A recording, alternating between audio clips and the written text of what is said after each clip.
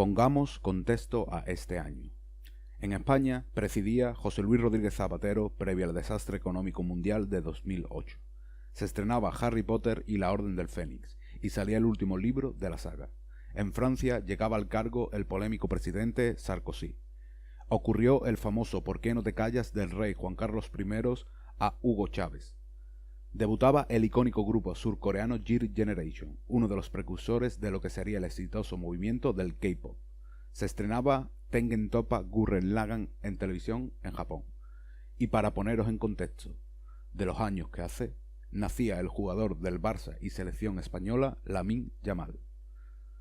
Pero después de todo, lo más importante que ocurrió este año, al menos para mí, es que descubrí el mundo del anime.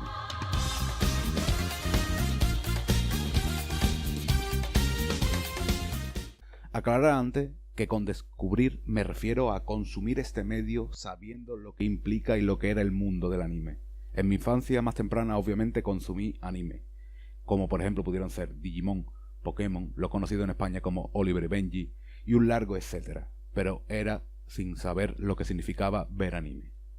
También, como último, quiero hacer una mención especial a Dragon Ball, que a veces me planteaba hasta faltar a la escuela o instituto por tal de verlo. Ahí ya se vislumbraban cositas. Recuerdo que era verano. Viviendo en España, en concreto en Andalucía, por si no lo sabéis, los veranos son terriblemente calurosos. Y huíamos de la calor quedándonos en casa de amigos para jugar por lo que entonces era la Play 2, la GameCube, etc. Como cualquier niño de 13 años de la época, ¿no? Entonces fue cuando un amigo se compró un PC potente para la época y gradualmente empezamos a pasar más tiempo delante del ordenador que de otras cosas. Pero llegó un día que lo cambiaría todo. Como cualquier día, fui a su casa y allí estaba, sentado delante del PC viendo unos dibujos chinos. Y esa fue exactamente mi reacción. Le comenté: ¿qué haces viendo dibujos chinos? Venga, vamos a la calle, que habíamos quedado, bro. Y él me contestó: un momento, acabo este capítulo y nos vamos. Bueno, no fue un capítulo, no fueron 2, fueron 3 o 4, no recuerdo. Pero fueron 4 capítulos los que se vio el tío. Y lo que en el momento me molestó bastante porque ¿qué hacía yo viendo aquello? ¿Sabes? Al acabar de verlo, algo creció en mí. Al día siguiente la historia se repitió. Y lo que al principio fue algo aburrido, con el paso de los capítulos se convirtió en algo emocionante, incluso adictivo. Nos vimos unos 10 del tirón. La noche ya había caído sobre nosotros y mi madre, preocupada porque no paraba de llamar para saber dónde estaba, porque al fin y de cuentas no dejaba de ser un niño de 13 años. Si supiera que su hijo acabaría convirtiéndose en un jodido ota. Tras ese día le dije a mi amigo: grábame en un CD todos esos capítulos de esa serie que tienes y me los das, para que yo los vea por mi cuenta. Claro, porque en aquella época yo no sabía buscar capítulos anime en concreto por ahí. Y así empezó, con un amigo, de rebote y sin siquiera quererlo. Vi esos primeros capítulos de anime. De ese anime llamado Naruto.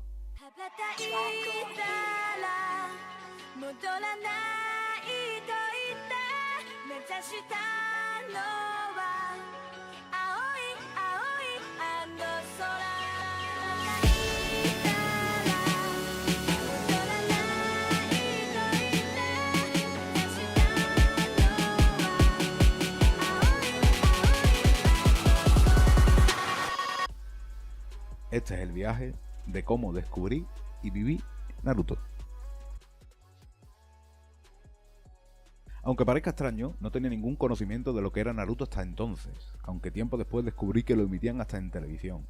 Lo único un poco menos común que me sonaba de anime era One Piece, que por aquella época no era el monstruo mediático que es hoy. Deciros que cuando yo empecé a ver Naruto, aquellos primeros episodios, no tenía contexto de Naruto pequeño. Fue Shippuden lo que empecé a ver, ¿vale? Y claro, yo me incorporé a lo que mi amigo estaba viendo y no comprendía casi nada, pero nunca olvidaré esa primera escena que vi, de Idara y Sasori llegando a la aldea oculta de la arena. Y poco después, la banda sonora que aún hoy me pone los vellos de punta.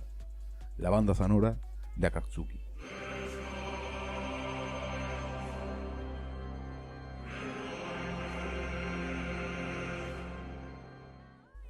Después de esto, tardé poco en ponerme a la altura de la emisión de entonces. Y le volví a pedir a mi amigo CD, pero esta vez con la temporada primera de Naruto, Naruto pequeño. Y en menos de 2 meses me había devorado todo lo que hasta entonces había de Naruto. Y pasaron los años, pasaron los capítulos, pasó el relleno, pasó todo y acabó Naruto en 2017. 10 años de mi vida acompañándome. Sentí vacío, sentí tristeza, aunque también sentí alegría, porque lo vi, porque acabó, porque estuve presente. Fueron muy buenos años, lo disfruté muchísimo, así que al final se convirtió en una nostalgia positiva. Y simplemente quería deciros que un viaje así es indescriptible, es inolvidable. Pero pasando ya de esto, os voy a decir que no voy a hacer del vídeo un análisis, básicamente porque no tengo los recursos ni tengo las ganas, simplemente es un vídeo del contexto en el que vi Naruto, en lo que significó para mí, en la importancia que tuvo para mí. Aunque sí quiero hacer 2 o 3 repuntes o opiniones de el contexto en el que vi Naruto y por qué pienso así, y tengo unas opiniones algo diferentes a lo común. ¿Por qué? Porque yo me vi Shippuden primero y eso me hizo tener opiniones algo diferentes de los que suele tener la gente con la que he hablado del tema. Por ejemplo, mi indiferencia absoluta hacia Sasuke. El que quede tan ajeno y tan apartado al principio de Shippuden me hizo pensar que su falta de importancia general en la serie era brutal, y que cuando aparecía me parecía más un recurso de guión para motivar, por ejemplo, a Naruto, más que por su propio peso como personaje. Ya que yo entiendo que la trama de la serie es cómo Naruto ve los vínculos con la gente que le rodea y cómo trabaja en mejorarlos, el vínculo con Sasuke me importa unidireccionalmente, es decir, solo me importa cómo Naruto trate su vínculo con Sasuke, no cómo Sasuke ve a Naruto. Dicho todo esto, Sasuke me parece un personaje importante en la serie e indispensable, pero para mí, en aquel primer visionado y en posteriores, me parece indiferente e irrelevante. Aunque sé que la tiene, pero mi opinión objetiva, subjetiva como fan, me dice eso. Otro caso es, por ejemplo, el de Sakura, que no me cae mal a diferencia de mucha gente, ya que al principio de Shippuden, de nuevo, sin el contexto de la precuela, no se sabe que es una simp de Sasuke, cosa que a mucha gente lo odia y yo incluido. Para mí, cuando ya vi la precuela, es decir, Naruto pequeño, para mí Sakura ya tenía personalidad propia, no era un plugin de Sasuke. Así que, para mí, no fue un tan mal personaje como mucha gente cree. Ahora, sí me parece que su inclusión en escenas del final de Naruto fue muy forzada, pero incluso así me parece uno de los personajes más desaprovechados de la serie. El tema de los Akatsuki. Literalmente, la primera escena que vi de la serie fueron ellos, por lo que para mí son los villanos principales de la serie. Me da igual Orochimaru, me da igual Kaguya, me da igual Madara. Pain, en su culmen, es insuperable. Me pelearé con quien sea para defender esto. Y ya como últimos retoques, añadir unas breves menciones a ciertos personajes. Por ejemplo, el de Rock Lee. Cuando yo lo vi, no entendí el amor de la comunidad hacia él.